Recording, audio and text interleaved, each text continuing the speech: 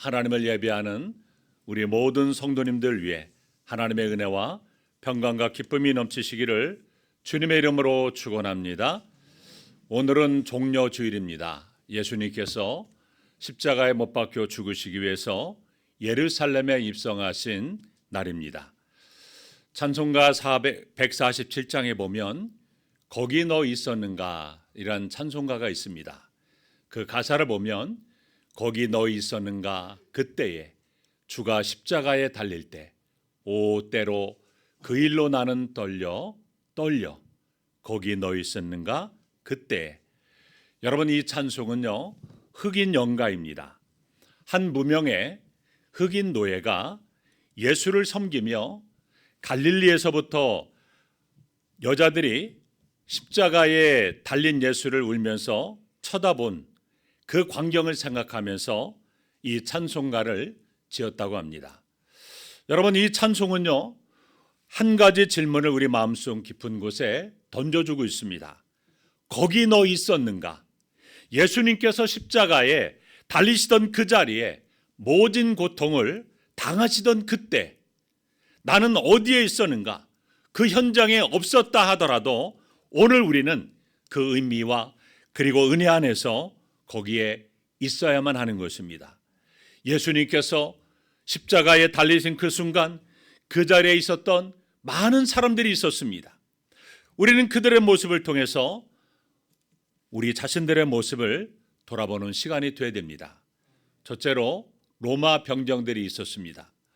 여러분, 로마 병사들은요 예수님의 손과 발에 못을 박고 그리고 제비를 뽑아 예수님의 옷을 나누었습니다. 로마 병사들은요 십자가 아래에서 그 고통을 끝까지 지켜본 자들이었습니다. 그런데 여러분, 이상하지 않습니까? 그토록 가장 가까운 것이었지만 그들의 마음은요 주님과 멀었습니다. 그들에겐 그것이 하나의 업무였고 일상이었기 때문입니다. 그들의 관심은요 눈앞의 이익뿐이었습니다. 여러분, 우리는 어떻습니까? 우리가 주님을 믿는다고 말하지만 예수님의 십자가보다는 내 삶 가운데 이익에 더 집중하고 그렇게 살아가고 있지는 않습니까? 교회는 다니지만 정말 내가 십자가의 고통과 의미를 나의 신앙에 또 나의 모든 일로 받아들이고 있습니까? 여러분, 독일의 신학자인 본헤퍼는요 나를 따르라고 하는 그러한 책에서 값싼 은총을 말했습니다. 본헤퍼는 값싼 은총은 제자가 없는 용서요 십자가 없는 은혜요 예수 그리스도 없는 은혜다라고 말했습니다. 그러니까 값싼 은총은 아무 변화도 요구하지 않은 은혜입니다. 예배만 드리면 됐다고 생각하고 교회만 나오면 구원 받는다고 여기는 믿음, 회개도 없고 삶에 아무런 열매도 없고 말씀에 순종하지 않는 그리스도인의 모습을 말하는 것입니다. 그런 은혜는 성경이 말하는 참된 은혜가 아닌 것입니다. 여러분, 우리 모두는요 하나님의 은총을 입기 원합니다. 복받기를 원합니다. 그러나 십자가를 싫어합니다. 고난보다는 영광만을 좋아합니다. 그래서 우리 주님께서 걸어가신 그 좁은 길을 걸어가기를 싫어합니다. 바로 여기에 문제가 있다는 겁니다. 마태복음 27장 36절에 보면 여러분, 로마 병사들이 뭐하고 있습니까? 거기에 앉아 지키더라고 말합니다. 여러분, 가장 의미심장한 장면입니다. 병사들은요 예수님의 그 십자가 아래에 앉아 있었습니다. 그들은 아무 일 없다는 듯이 예수님의 고통을 그저 지켜보고만 있습니다. 그 순간이 인류의 구원의 절정이라는 것도 모른 채 가장 은혜의 자리에 앉아 있으면서도 아무런 감격 없이 무관심하게 지나칠 수 있습니다. 여러분, 이것이 바로 신앙의 무감각입니다.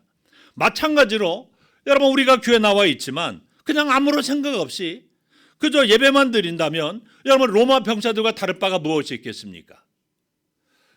여러분, 이 병사들은 많은 사람들을, 그동안 죄인들을 십자가에 못 박혀 죽였습니다. 죽음은 그들에게 있어서 일상이었습니다. 고통은 그들에게 일이었습니다. 익숙함의 감각을 무디게 만든 것입니다. 여러분, 신앙생활도 그렇습니다.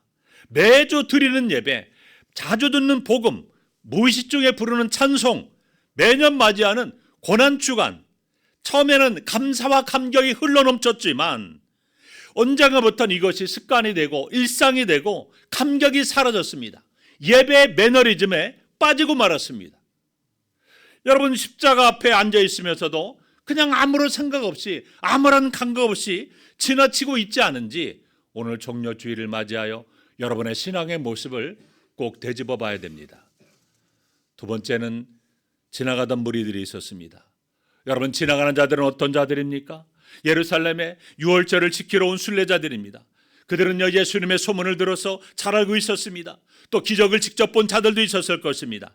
그러나 그들은 지금 고난당하시는 예수님을 외면합니다. 그들이 뭐라고 말합니까?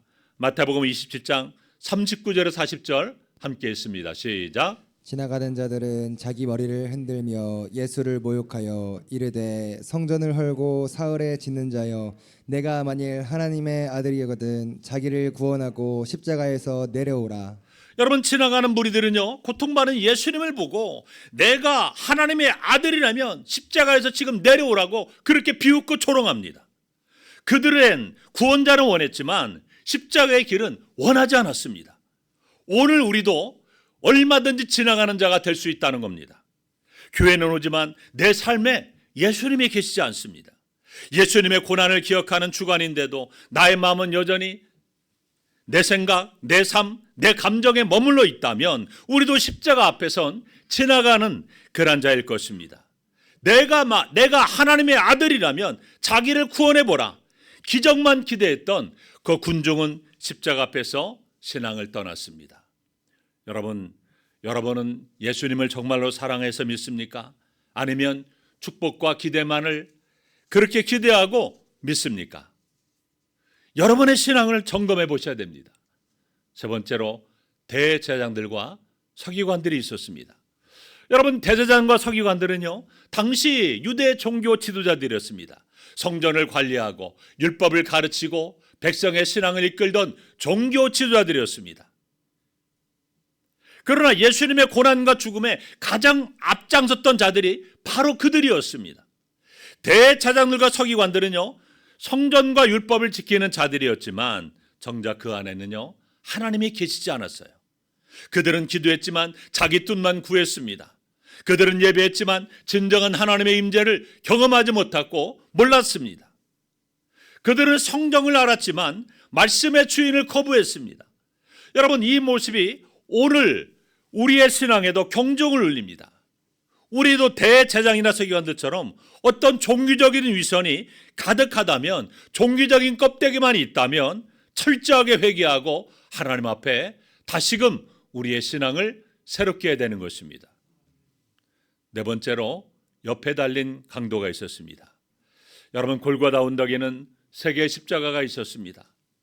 한가운데 십자가는 바로 예수님의 십자가였고요.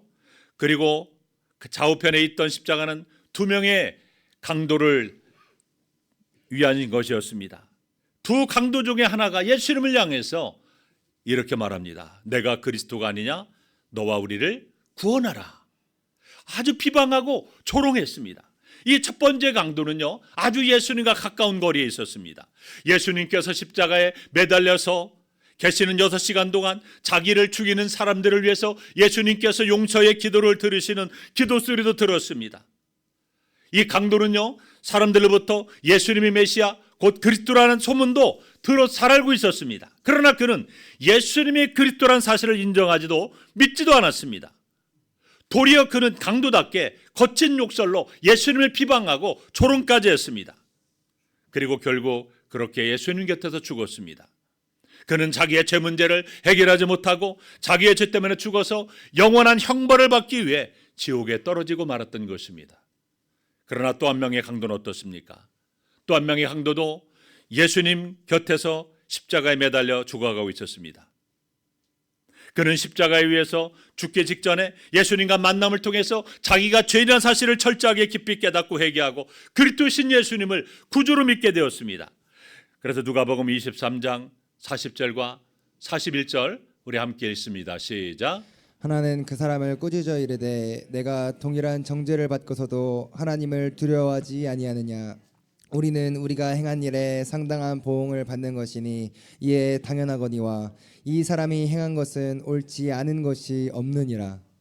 여러분, 예수님을 비방하던 또 다른 강도를 향해서 이렇게 꾸짖은 것입니다. 이 강도는 분명 자신이 십자가에 못 박혀 죽어 마땅한 죄인임을 인정하고 자신의 죄를 가슴 깊이 회개하는 회개의 모습을 찾아볼 수가 있습니다. 그리고 예수님은 자기처럼 십자가에 못 박혀 죽을 죄인이 아니라 오히려 의로운 행동을 하신 분이라고 말하고 있습니다. 여러분, 이 회개한 강도는 누가복음 23장 42절에서 예수님께 다음과 같이 말합니다. 예수여, 당신의 나라에 임하실 때 나를 기억하소서. 이 강도는 예수님으로 말미암아 천국에 들어가 있다는 사실을 분명히 믿었던 것입니다. 예수님께서는 회개하는 이 강도의 믿음을 보시고 뭐라고 말씀하셨습니까? 누가복음 23장 43절에 내가 진실로 내게 이르노니 오늘 내가 나와 함께 낙원에 있으리라. 결국 죽음의 문턱에서 극적으로 예수님을 만나 회개하고 믿음을 갖게 된 이 강도는요, 자신의 모든 죄를 용서를 받고 구원을 받아 천국에 들어가게 되었던 것입니다. 여러분, 고난주간은요, 회개하는 주간입니다. 우리가 그저 입술로만 죄송합니다, 회개합니다 이렇게 지나가는 것이 아니라 우리가 진심으로 잘못된 죄악의 모습을 돌이키는 회개의 시간이 되어야 됩니다. 그런데 여러분, 우리가 오늘 말씀을 살펴보면서 예수님의 십자가 죽음의 현장에 왜 예수님의 제자들의 모습은 보이지 않을까, 이런 생각을 하시는 분들이 계실 것입니다. 여러분, 예수님과 3년 동안이나 동거동거에 있던 그 예수님의 제자들의 모습은 왜 보이지 않았습니까? 예수님이 붙잡히던 때 제자들은 어떻게 행동했습니까? 예수님이 붙잡히실 때 제자들을 향해서 마태복음 26장 46절에 보면 일어나라 함께 가자 보라 나를 파는 자가 가까이 왔느니라 말씀하셨습니다. 그런데 제자들은요, 예수님과 함께 가지 않았습니다. 베드로는 칼을 가지고 대제사장이었던 종의 귀를 잘라버렸습니다. 그리고 다른 제자들은 도망을 쳤습니다. 마태복음 26장 56절에 보면 제자들이 다 도망을 갔고 또 마가는 혼립을 두르고 예수님을 따르다가 무리에게 잡히고 혼립을 버리고 벗은 몸으로 도망을 치고 말았습니다. 그래도 수제자였던 베드로는요, 멀찍이 예수님의 뒤를 따라 대장의 집들까지 들어갔지만 그 역시 예수님을 모른다고 부인을 했습니다. 예수님이 십자가에 달리셔 죽으실 때 예수님께서 고난을 받으시고 죽음을 당하시던 그 현장에는요, 많은 사람들이 있었습니다. 누가복음 23장 48절에 보면 많은 구경꾼들이 있었습니다. 그런데 구경꾼들은요, 끝까지 남아있지 않아 돌아가 버리고 말았습니다. 그 구경꾼들 속에서도 제자들의 모습은 역시 찾아볼 수가 없었습니다. 베드로의 모습도 보이지 않습니다. 그런데 제자 중에 유일하게 요한만이 십자가 아래 군중들 속에 섞여 있었습니다.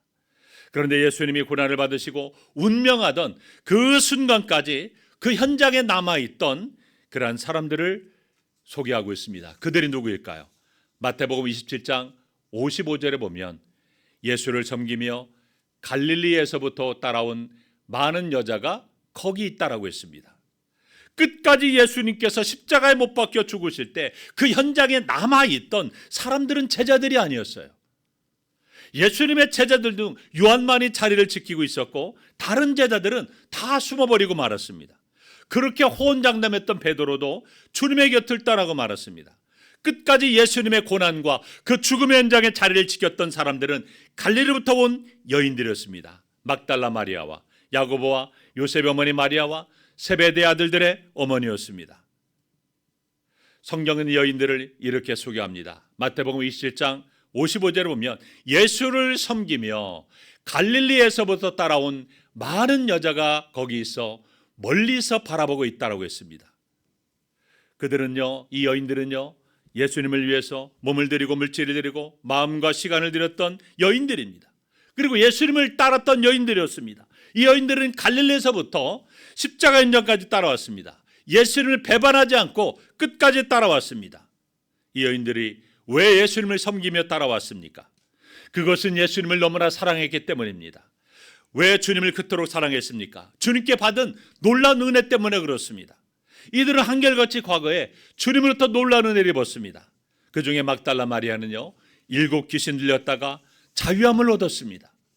갈릴리에서부터 온 여인들, 그들은 은혜를 받았고 누구보다도 예수님을 그렇게 사랑했던 사람들이었습니다. 그래서 갈릴리에서 여기까지 달려온 것입니다. 그리고 주님이 고난을 받으시고 십자가의 죽음을 당하는 그 순간까지 그 현장을 지키고 있었던 것입니다. 갈릴리에서부터 온 여인들은 그날 주님이 십자가에 달리신 그 현장에 있었습니다. 갈릴리에서부터 온 여인들은 주님이 십자가에서 엘리 라마 사막다니 이렇게 외치실 때 그 현장에 있었고, 다 이루었다라고 말씀하실 때도 내가 목마르다, 아버지여 내 영혼을 아버지 손에 부탁하나이다, 이렇게 울부짖을 때도, 운명하실 때도 그 현장을 지켰던 것입니다. 사랑하는 성도 여러분, 거기 너 있었는가? 이 질문은요, 단지 역사적 의미가 아닙니다. 너는 십자가 앞에서 어떤 자세로 서 있는가? 라는 물음입니다. 여러분, 십자가 앞에서 나는 어떠한 사람인가? 우리는 한 주간을, 고난주간을 보내며 한번 여러분의 신앙을 살펴보시기 바랍니다. 나는 혹시 무관심한 병사가 아닌가? 나는 비우는 무리들과 같은 그런 사람들 아닌가? 멀리서 바라보는 신자는 아닌가? 여러분 자신들을 바라보시기 바랍니다. 또 회개하지 않는 강도인가? 여러분, 유명한 네덜란드 화가였던 렘브란트는요, 그가 그린 성화 중에 예수님께서 십자가에 올려지는 그러한 예수님을 그렸습니다. 그런데 여러분, 이 그림을 보면 예수님이 고통을 당하면서 십자가에 죽으신 고난당하는 모습을 생생하게 그리고 있는데요, 거기에 보면 주변에 서 있는 사람들이 울고 있고 탄식하고 두려워한 사람들인데 그 표정 하나를 잘 그렸습니다. 그런데 그 가만히 보면 그 렘브란트의 그림을 보면 한쪽 구석에서 여러분 유대 사람하고는 상관없는 한 사람이 그려져 있습니다. 여러분들이 화면을 보시면 분명 찾을 수가 있습니다. 그 얼굴이 바로 렘브란트 자신입니다. 여러분, 렘브란트는 이런 고백을 했습니다. 예수 십자가에 돌아가시는 현장에 거기에 내가 있었다. 내가 예수님 십자가에 돌아가시는 모습을 바라보았다. 예수는 나를 위해서 죽으셨다. 그의 놀라운 고백입니다. 바로 이런 신앙 고백이 그 그림에 담겨져 있다는 것입니다. 사랑하는 성도 여러분, 우리는 한 주간을, 고난주간을 보내게 됩니다. 이 고난주간을 보내면서 여러분의 신앙을 돌아볼 가장 중요한 기간이라고 볼 수 있습니다. 한 주간을 십자가를 묵상하고 또 우리가 하나님 앞에 절제할 것은 회개하고 또 기도하면서 경건하고 또 절제할 것은 절제하고 보내시기 바랍니다. 그리고 십자가의 감격과 은혜가 사라졌다면 십자가의 감격과 은혜를 회복하는 한 주간이 되시기 바랍니다. 오늘 말씀을 통해서 여러분 모두가 다 자신의 신앙을 다시 한번 돌아보는 귀한 시간 되시기를 주님의 이름으로 축원합니다. 기도하겠습니다. 하나님 아버지, 감사합니다. 오늘 종려 주일을 맞이하여 예수님 십자가의 죽음의 현장에 있었던 많은 사람들의 모습을 바라보면서 하나님, 우리 자신의 신앙을 돌아볼 수 있도록 인도하심을 감사를 드립니다. 한 주간을, 고난주간을 보내며 하나님, 우리가 십자가를 묵상하고 십자가의 감격과 은혜가 넘치며 주님의 은혜에 감사하는 한 주간이 되게 하시고 경건하고 절제하고 회개할 것은 철저히 회개하는 한 주간이 될 수 있도록 도와주옵소서. 한 주간, 고난주간 특별 새벽 기도를 통하여 하나님, 우리 모두가 깨어서 기도하며 주님의 십자가를 묵상하고 기도하고자 합니다. 하나님, 우리에게 기도할 수 있는 은혜와 능력을 주시고 한 주간도 믿음으로 승리하며 살아가는 우리의 삶이 될 수 있도록 도와주시옵소서. 예수님의 이름으로 기도하옵나이다. 아멘.